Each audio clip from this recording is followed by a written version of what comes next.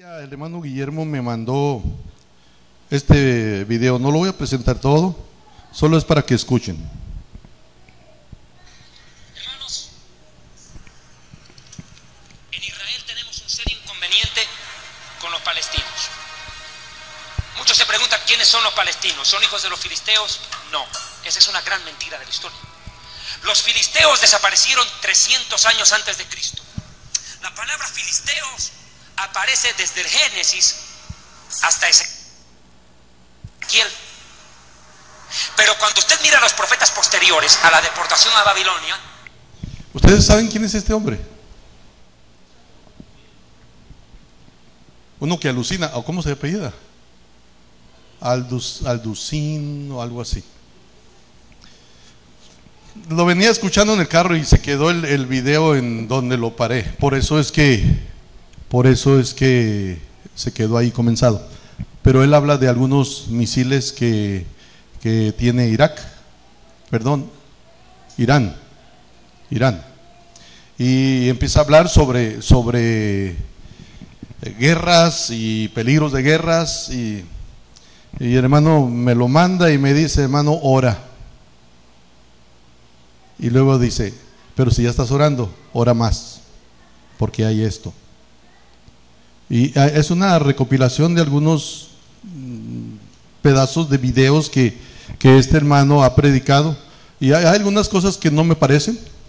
Me parece que, por eso dije que alucina, porque algunas cosas no me parece. Me parece que está hablando demasiado. En esto de las profecías, hermanos, se puede caer en dos errores: en poner fechas o en ignorar las profecías. Y estaba al comienzo, él dice: en semanas, hermanos, en semanas hay una guerra. Y yo me quedo, caray, en semanas. Algunos dicen que el 23 de septiembre, hermanos. Dije, el 23 es cuando festiniños, ¿cómo le vamos a hacer? No, que el 23 de septiembre algo va a pasar a nivel mundial. Y hasta da una cita por ahí, que la Biblia dice, y da una cita en Apocalipsis, y según ellos es el 23 de septiembre del 2017. Algunos, si ustedes se meten a internet, van a mirar que algunos decían que ahora con el eclipse empezaba el fin del mundo. Y todavía siguen sacando algunos videos, algunas informaciones, y dicen lo que los gobiernos no quieren que tú sepas del eclipse que pasó. Sacan muchas cosas. Pero hermano, miren, vamos a leer Mateo 24. Vamos a leer los versículos 1, Mateo 24, versículos 1 al 14. Mateo 24 del 1 al 14.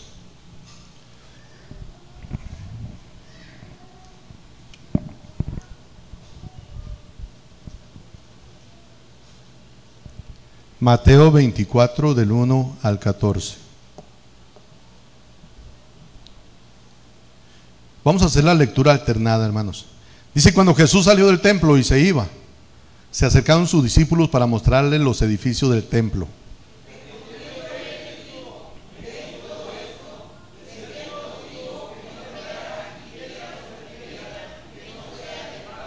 Y estando él sentado en el monte de los olivos, los discípulos se le acercaron aparte diciendo: dinos, ¿cuándo serán estas cosas? ¿Y qué señal habrá de tu venida y del fin del siglo?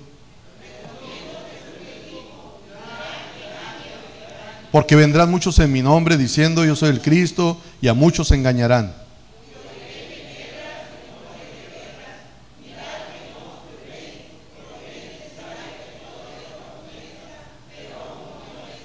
Porque se levantará nación contra nación y reino contra reino, y habrá pestes y hambres y terremotos en diferentes lugares. Entonces os entregarán a tribulación y os matarán, y seréis aborrecidos de todas las gentes por causa de mi nombre.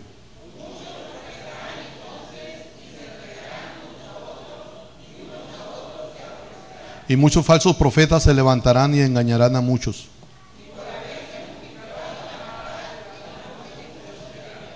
Mas el que persevere hasta el fin, este será salvo.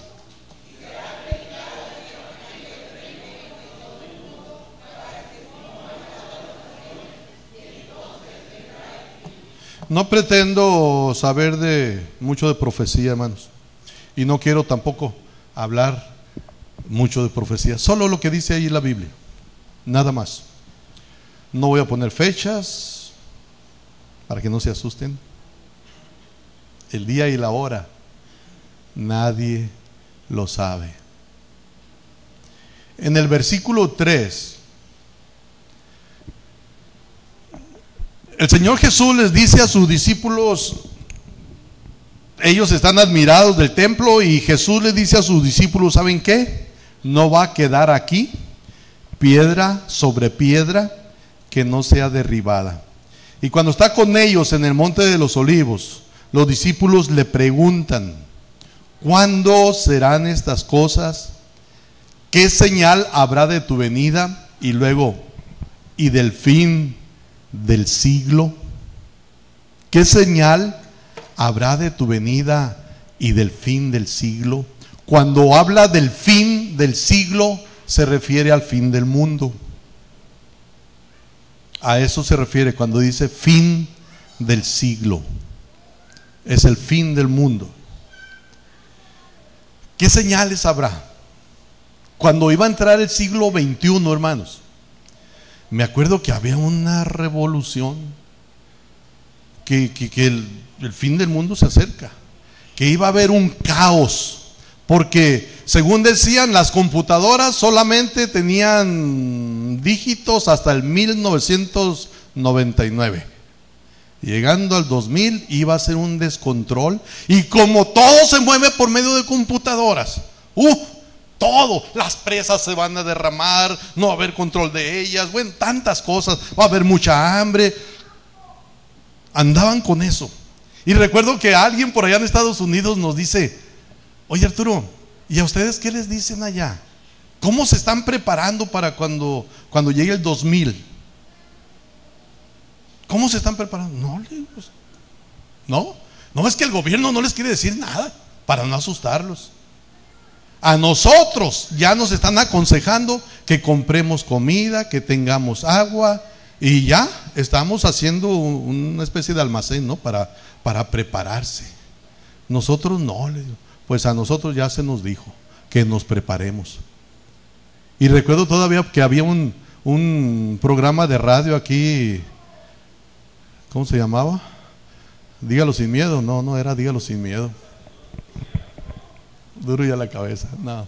Era un programa noticiero, y me acuerdo que un día me hablan por teléfono y me dicen, pastor, lo invitamos a estar en un programa donde se va a hablar sobre el fin del mundo. Iban a invitar a alguien de otra iglesia, a un sacerdote y a mí. Y pues yo llegué para hablar sobre el fin del mundo.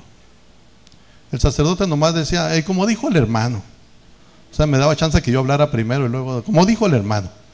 Hermanos, había una inquietud porque el fin del mundo se acercaba.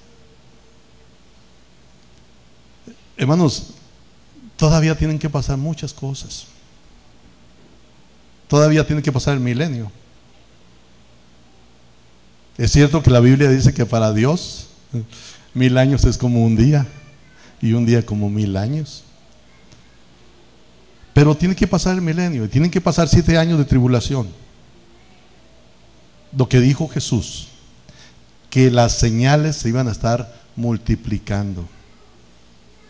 Iban a estarse multiplicando. Y ahorita voy a decirles los textos donde se nos habla de esto. Hermanos, el hombre se ha inquietado mucho por saber, por conocer el futuro. El hombre se ha inquietado mucho por saber cuándo será el tiempo en que se acabe este mundo. Lo que sí tenemos que entender, hermanos, es que un día todo se va a acabar. En la segunda carta de Pedro, el capítulo 3, versos 10 al 14, dice el apóstol Pedro, pero el día del Señor vendrá como ladrón en la noche, en el cual los cielos pasarán con gran estruendo, y los elementos ardiendo serán deshechos, y las obras que en ella hay serán quemadas. Puesto que todas estas cosas han de ser deshechas, ¿Cómo no debéis vosotros andar en santa y piadosa manera de vivir, esperando y apresurándoos para la venida del día de Dios, en el cual los cielos encendiéndose serán deshechos y los elementos siendo quemados se fundirán? Pero nosotros esperamos, según sus promesas, cielos nuevos y tierra nueva, en los cuales mora la justicia. Un día todo se acabará. Todas estas cosas, dice Pedro, han de ser deshechas. Dice, los cielos pasarán con gran estruendo, los elementos ardiendo serán deshechos, y la tierra y las obras que en ella hay serán quemadas.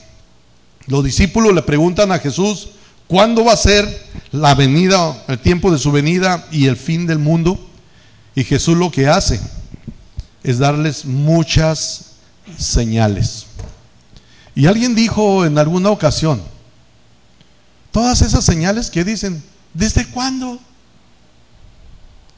Pero la Biblia nos enseña que conforme pase el tiempo, o conforme se esté llegando el tiempo, esas señales se iban a estar multiplicando.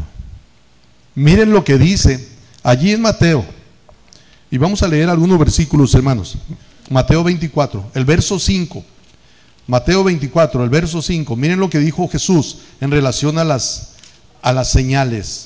Dice, porque vendrán, ¿cuántos en su nombre, hermanos?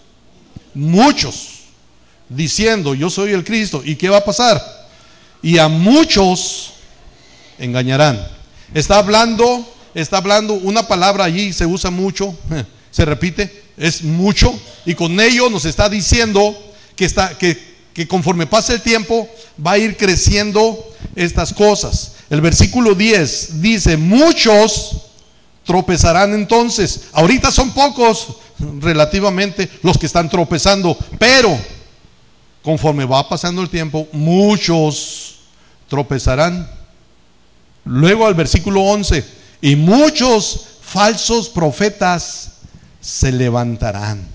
Muchos falsos profetas. Verso 12, y por haberse multiplicado la maldad, el amor de muchos se enfriará. Volviendo al versículo 6, dice, y oiréis de guerras y rumores de guerras. Mirad que no os turbéis, porque es necesario que todo esto acontezca, pero no es el fin. Porque se levantará nación contra nación y reino contra reino, y habrá pestes y hambres y terremotos en diferentes lugares.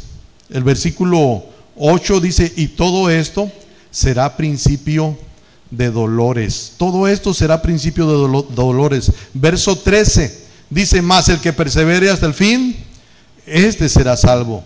Y será predicado este evangelio del reino en todo el mundo para testimonio a todas las naciones, y entonces vendrá el fin. Hace un momento leímos en la primera carta de Juan, en el capítulo 2, que dice Juan, hijitos, ya es el último tiempo. Ya es el último tiempo. Conforme pasan los años, hermanos, se va acercando el fin del mundo. Y la Biblia, hermanos, nos habla de señales. Dije que no iba a hablar nada que no estuviera en la Biblia, porque no pretendo tener revelaciones ni nada de eso, solo lo que dice la Biblia. Señales. Y saben, hermanos, va a haber señales en la iglesia. Va a haber señales en la iglesia. Pablo le dice a Timoteo que en los últimos días algunos apostatarán de la fe, escuchando a espíritus inmundos y a doctrinas de demonios. Señales en la iglesia.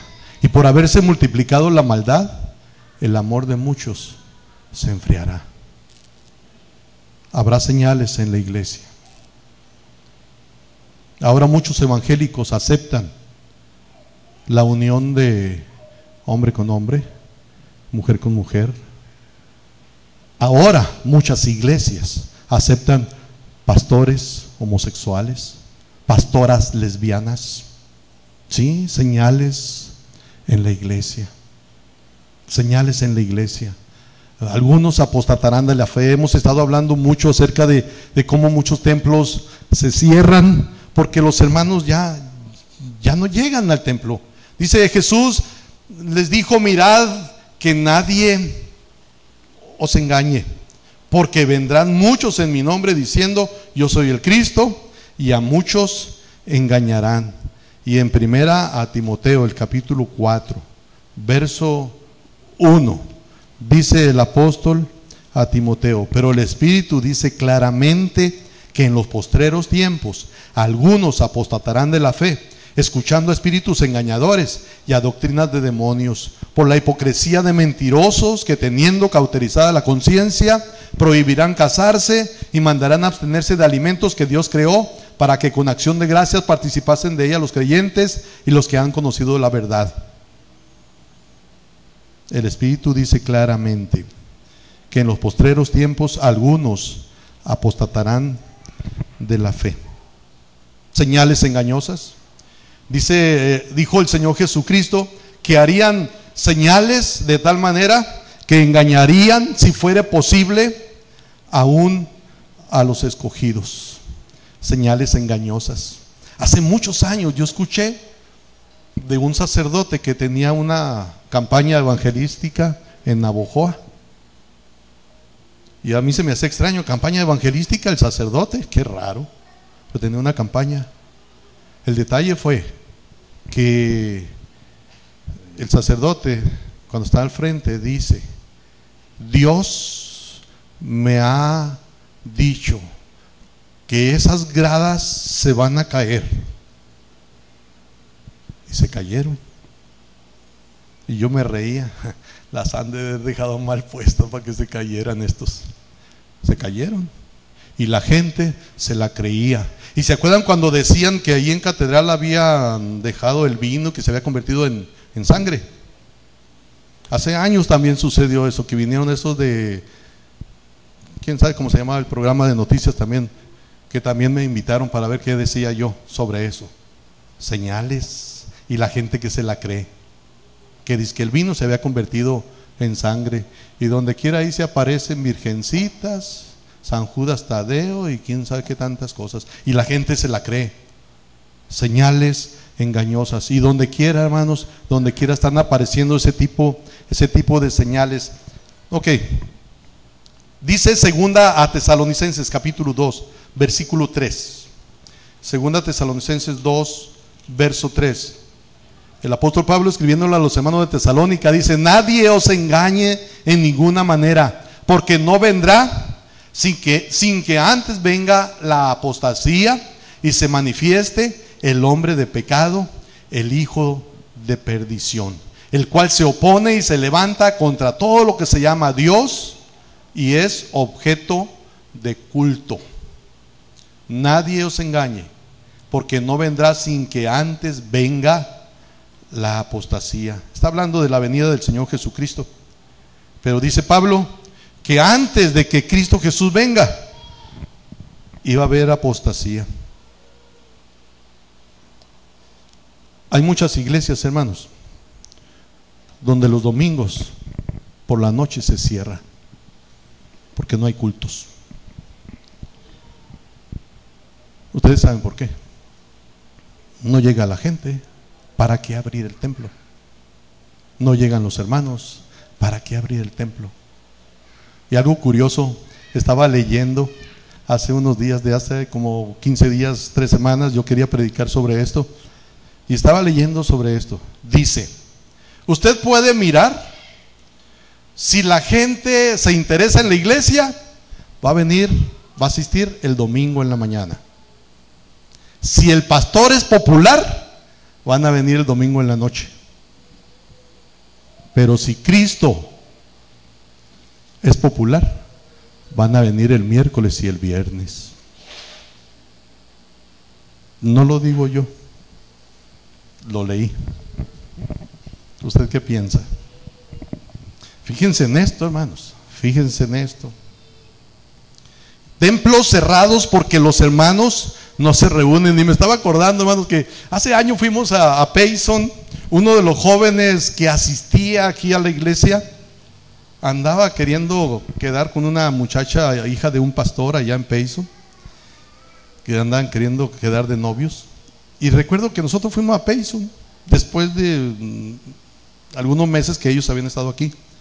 Y estando por allá, el pastor me preguntó, hermano, y me preguntó por el muchacho, pues el pretendiente de su hija. Él quería saber algo de ese muchacho. Y le digo, pues hermano, ¿no va a la iglesia? ¿No va a la iglesia? No, no va. A los días que regresamos me lo encuentro en la ley. Y le dije, oye, le dije, estuvimos en Payson. Ah, sí, hermano, y estuvieron allá preguntando por la familia de la muchacha, ¿no? Sí, le dije, allá estuvimos. Por cierto, le dije, me preguntaron por ti. ¿Y qué les dijo, hermano? Pues que no ibas a la iglesia. ¿Qué pues, hermano? ¿Qué querías que dijera? ¿Mentiras? No, no vas, no vas. Yo dije la verdad. Y gracias a Dios no quedaron. Terminaron esa relación. Y digo gracias a Dios porque yo creo que la muchacha es cristiana. Este muchacho, no lo sé. Hermanos, dice Pablo y dijo Jesús que en los últimos tiempos se iban a apartar algunos. Algo curioso también, hermanos, yo no sé si ya murió Jimmy Carter, pero cuando él tenía 92 años, hermanos, él daba clases de escuela dominical en su iglesia, en una iglesia bautista. 92 años. Y saben que también algo curioso, que dicen que cuando él era presidente de los Estados Unidos, era maestro de escuela dominical de su iglesia. Fiel, fiel, aún cuando andaba en la política, él no dejaba las cosas de Dios, él estaba allí. Alguien diría un garbanzo de a libra. En nuestros días, hermanos, hay muchos que ya no son fieles. David decía, yo me alegré con los que me decían, a la casa de Jehová iremos. Y luego habla de que él escogería mejor estar en la casa de Dios que en un palacio. En los tiempos de Nehemías, algunos dijeron, nosotros no vamos a abandonar la casa de nuestro Dios. Hay muchos versículos en la Biblia que nos hablan, hermanos, de la necesidad de congregarnos. Lo triste es que los miembros de las iglesias ya no aman el estar juntos como la iglesia primitiva. Poca atención a la oración, poca atención a las reuniones de oración. Y Jesús lo advirtió. En Lucas, el capítulo 21, verso 28, dice de esta manera. Lucas 21, 28. Cuando estas cosas comiencen a suceder, erguíos y levantad vuestra cabeza, porque vuestra redención está cerca.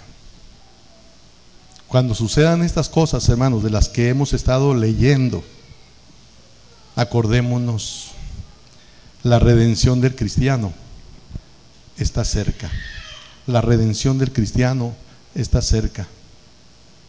Dije hace un momento, hermanos, que las iglesias evangélicas han empezado a aceptar la agenda gay, han empezado a aceptar líderes gay u homosexuales. Alguien platicaba hace tiempo, en Baja California tenían un campamento y el pastor dice, yo llevaba jóvenes nuevos, recién convertidos, dormían en carpas, y dice, y una noche, dice, de repente llega uno de los jóvenes que iba de invitado, llega llorando, y pastor, y dice, y yo me levanto y le pregunto, ¿qué pasó? Y empieza a contarle que alguien se le había metido allá en la carpa donde él estaba, otro hombre, queriendo tener relaciones. Y dice, en la mañana yo reuní a los pastores y les dije, el pastor fulano hizo esto y esto y esto. ¿Qué vamos a hacer? Había iglesias de Estados Unidos y el que había hecho eso era de uno de Estados Unidos. Y el pastor dice, yo les dije, si no se hace nada, nosotros nos retiramos. No más con la convención. La respuesta que dieron es, nosotros no podemos hacer nada si su iglesia lo acepta siendo homosexual. Es asunto de ellos. Así están las iglesias, hermanos. Pero Jesús dice, cuando vean estas cosas, erguíos, porque vuestra redención está cerca.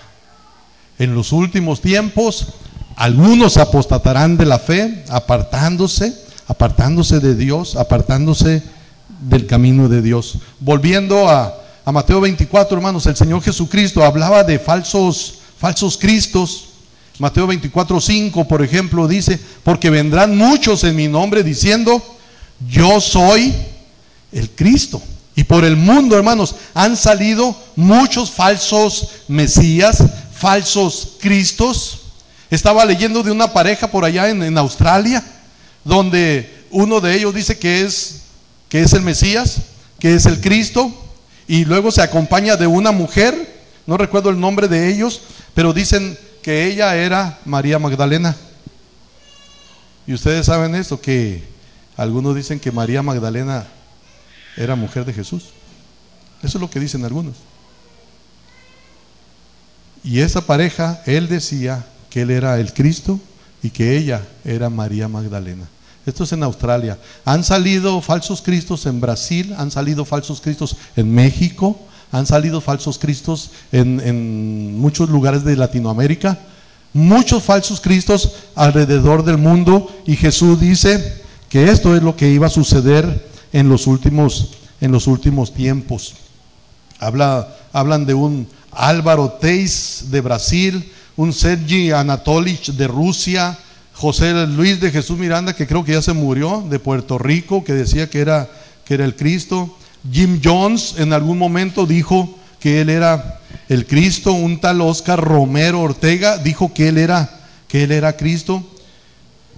El líder de esa secta que se llamaba Puerta del Cielo, los que dijeron que se iban a ir con el cometa Halley, ese líder en algún momento dijo que él era Cristo. Y lo triste, hermanos, no es que la gente diga yo soy el Cristo. Lo triste es que mucha gente se la cree y lo siguen, y a muchos han engañado, de tal manera que como Jim Jones los llevó hasta el suicidio, o como este profeta falso del cometa Halley, también se suicidaron. Mucha gente se la cree, y Jesús dice, mirad que no los engañen, que no los engañen. Hermanos, Jesús habla de las señales del fin del mundo. Isaac, mírenlo, no sé si, ok, está listo. Leo el versículo 7, versículo 8, y luego pones uno de los videos. Es corto, hermanos. Dice, porque se levantará nación contra nación y reino contra reino, y habrá pestes y hambres y terremotos en diferentes lugares, y todo esto será principio de dolores. ¿Qué dice? A ver, Isaac, uno de los videos, por favor. Estoy aquí para dejarles un material recopilado importante. Los 5 terremotos más grandes de la historia. Espero que les sea útil la información conseguida en diferentes sitios. Empecemos.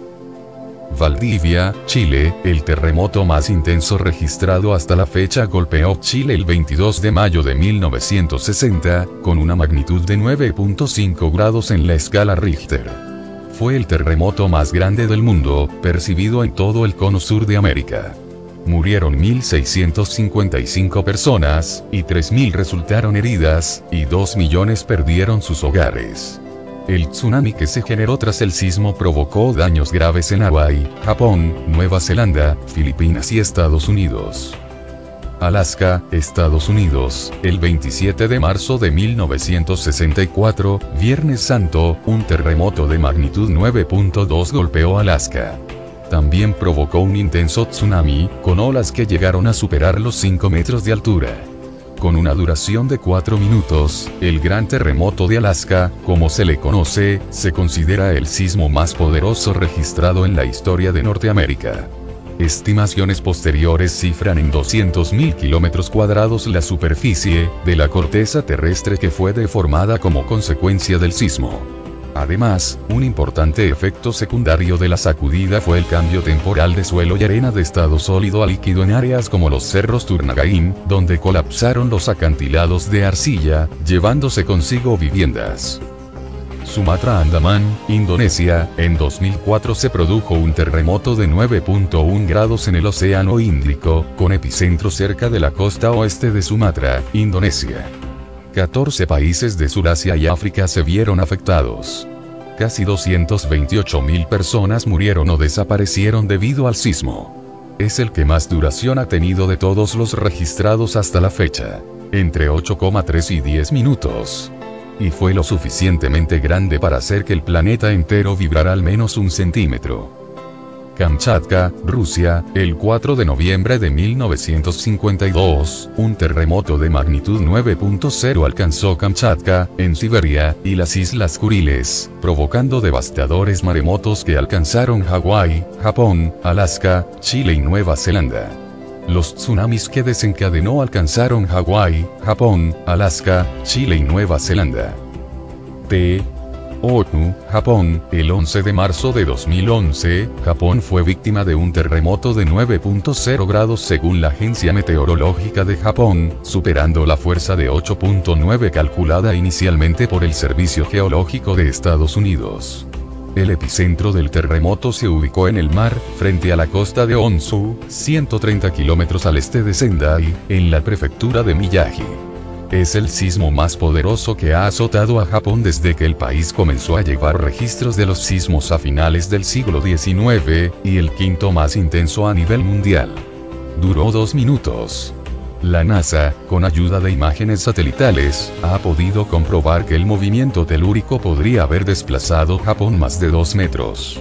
Varias infraestructuras se han visto seriamente afectadas por el temblor, entre ellas 4 plantas nucleares. Estos acontecimientos estamos viviendo, amigos. Y habrán peores terremotos. Estemos preparados. Y habrá peores terremotos. El Señor Jesucristo habló de esas señales o esos desastres naturales, como son los terremotos.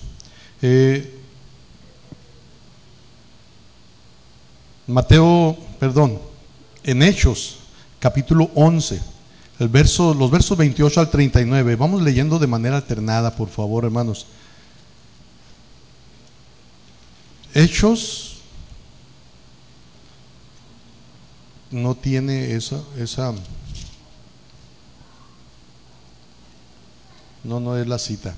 Lamentaciones 4, versos 9 y versos 10.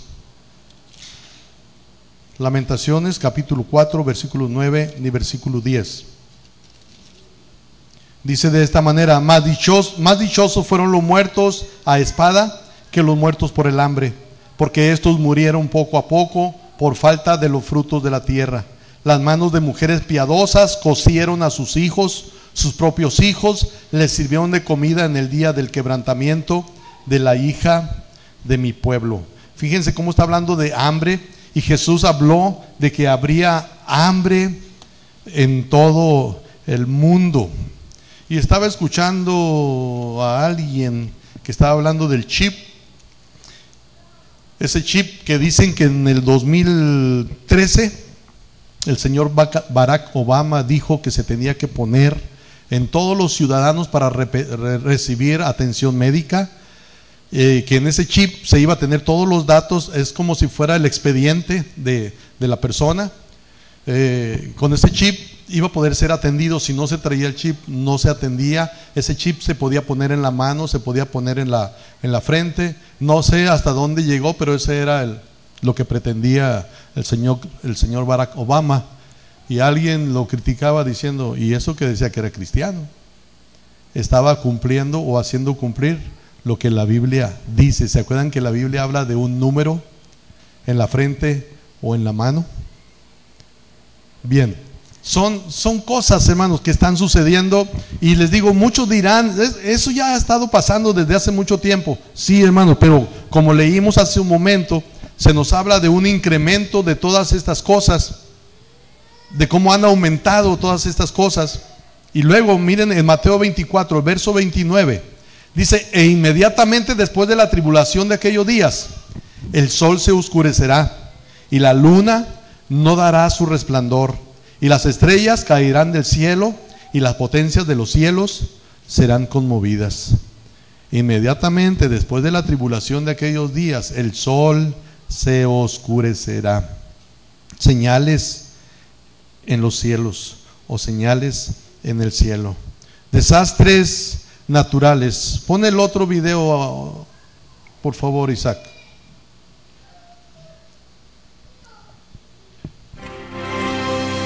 Una producción de Discovery Channel. Un megaterremoto capaz de mover continentes. Nadie había visto un terremoto chileno. Porque se sintió un ruido muy grande, algo que venía del mar. ¡Mire cómo se viene saliendo el mar! Olas de hasta 12 metros de altura arrasan con la costa chilena.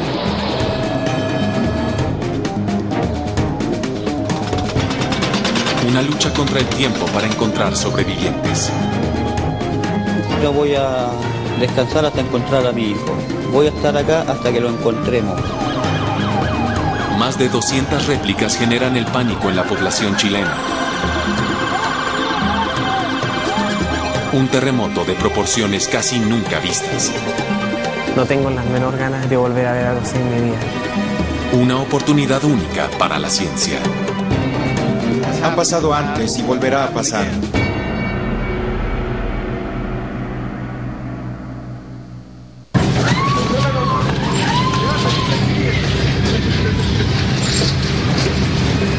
Estábamos durmiendo y de pronto empezó un ruido que no paraba nunca.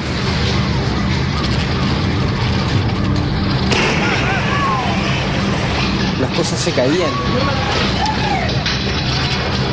Esto era una película apocalíptica. Era una escena dantesca.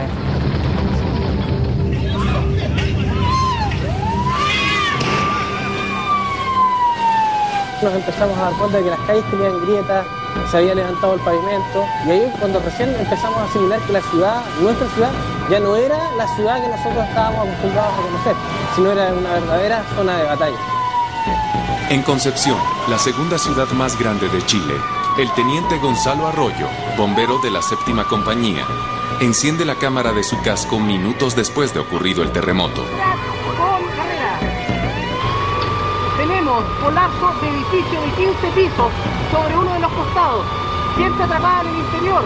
En este momento, bomberos de este conjunto... Gonzalo y sus hombres son la primera unidad en llegar al recién inaugurado condominio Alto Río, un complejo habitacional de 80 departamentos en el centro de Concepción. Por el costado allá, hay una tremenda fuga de gas, imposible trabajar. Espeluznante despertar en la zona centro-sur. Devastador terremoto deja al menos 214 muertos. Regiones del Maule y Biobío reciben el golpe más duro. Rescatan a 20 personas de un edificio colapsado. Los sismógrafos registran el recorrido de las ondas sísmicas y localizan el epicentro en el mar, a 47 kilómetros bajo la corteza terrestre y a solo 63 kilómetros del litoral. Con 8.8 grados en la escala de Richter, este es uno de los 5 terremotos de mayor intensidad jamás registrados. La energía que libera un terremoto de magnitud 8.8 equivale aproximadamente a 600 a 700 bombas atómicas como la que estalló en Hiroshima. En Chile, la placa de Nazca se desliza por debajo de la placa sudamericana, un promedio de 6 centímetros por año. Pero en la zona del epicentro, las placas estaban trabadas desde hacía décadas. De todos los sismos que han ocurrido en el borde occidental de Chile, tendríamos que identificar que es en esta zona donde ha ocurrido el terremoto en febrero, no ocurrió otro sismo desde el año 1835. Entonces han pasado más de 150 años en los cuales se ha acumulado tanta energía que tenía que liberarse en algún momento. El sismo causa daños en el 80% del territorio chileno, pero son ciudades como Constitución, a 364 kilómetros al sur de la capital Santiago, las que sufren las peores consecuencias. No paraba nunca. Se caían todas las cosas, las casas, los postes, caía todo al suelo. las calles empezaban a partir y ahí nosotros corrimos por las calles para arriba y los cementos se levantaban, caían las casas abajo. Era un desastre total. Los terremotos no son fenómenos desconocidos para Chile. Su territorio forma parte del Cinturón de Fuego del Pacífico, un área de 40.000 kilómetros cuadrados que produce anualmente el 80% de la actividad sísmica del planeta. Tras el sismo, gran parte del país despierta en medio de destrucción y escombros. Sin embargo, en los pueblos y ciudades costeras del centro y sur, lo peor estaba por suceder. Que se sintió un ruido muy grande, algo que venía del mar, un zumbido, así, venía así, pero... Cualquier evento sísmico de gran magnitud, cuyo epicentro se ubica en el mar, es evidente que minutos después tiene que generar o producirse un tsunami. A las 3:51 de la madrugada, 17 minutos después del terremoto, el Servicio Hidrográfico de la Armada de Chile informa a las autoridades sobre la posibilidad de un tsunami. En el Océano Pacífico, el abrupto movimiento del sismo ha desplazado inmensas masas de agua de su equilibrio natural. Este fenómeno genera enormes olas que avanzan velozmente hacia la costa chilena. Le empecé a gritar a la gente aquí que esto era tsunami, que había que arrancar por la magnitud del terremoto. Y ahí la gente estaba toda y unos corrían para allá, otros corrían para acá. Esto muestra que el nivel del mar se mantiene, por lo tanto no existiría un recogimiento del mar. A las 5:20 de la madrugada, casi 2 horas después del terremoto, fallas en los equipos de lectura llevan a las autoridades a cancelar la alerta de tsunami. 10 minutos más tarde, olas de hasta 12 metros de altura azotan el litoral chileno. ¡Arranquen bien el mar!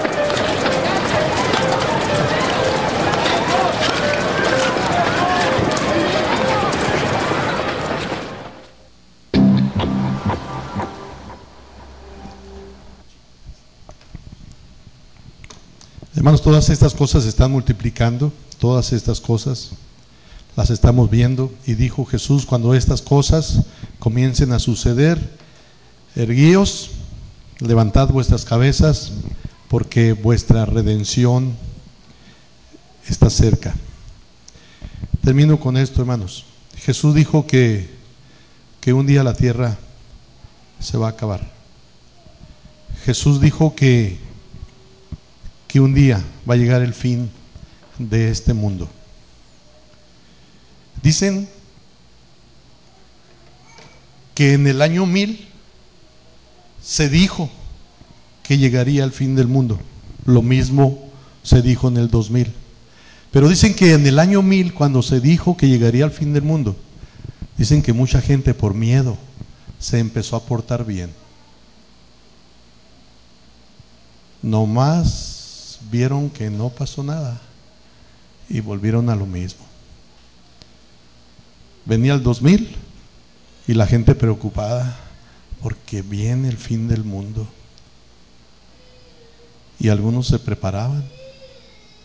Dicen que en Estados Unidos, hermanos, las iglesias empezaron a llenarse de gente, empezaban a llegar, ¿sí? Porque el fin del mundo estaba cerca. No sabemos cuándo va a ser esto, hermanos, no sabemos, pero es una realidad. La tierra, como dice la Escritura, gime por su redención, ya no aguanta más. Hemos hecho tanto daño a la tierra que la tierra ya no da más. Esta tierra un día se va a acabar. Jesús lo dijo. El asunto es que antes de que se acabe este mundo, Jesús viene por los suyos. La Biblia habla del arrebatamiento. La Biblia habla de que un día el Señor Jesucristo viene hasta las nubes, levanta a los suyos, se los lleva. Sucede lo de la tribulación, pasa después 1000 años y luego, después viene el fin del mundo. Jesús viene primero por los suyos, antes que este mundo se acabe. La pregunta ¿es Jesús tu Salvador? Cuando venga Jesús por los suyos, ¿se lo va a llevar? Todo esto que estamos viendo es principio de dolores, sí, cierto. Pero un día Jesús viene por los suyos. Cuando venga Jesús por los suyos, ¿se lo va a llevar? ¿O será de los que estén pasando por esas tribulaciones? Yo estaba pensando en esto, hermanos. Miren, ha llovido mucho aquí. Hablamos para San Luis Río Colorado y dicen, es un calorón, ni una gota de agua llega acá. Y yo digo, qué misericordioso es Dios. Porque si les cae la lluvia que nos cayó acá, se caen las casas. Allá no llueve, las casas están hechas como para que no aguanten la lluvia. Dios es misericordioso, hermanos. Pero donde no ha llovido, va a llover, y va a llover en gran manera. Los tiempos han cambiado. Ese llamado cambio climático es una realidad. De alguna manera habrá desastres naturales, como dijo Jesús, y se van a estar multiplicando. Otra vez, Jesús viene por los suyos. ¿Se va con él? Vamos a inclinar nuestro rostro. Antes de que se acabe este mundo, Jesús viene por los suyos.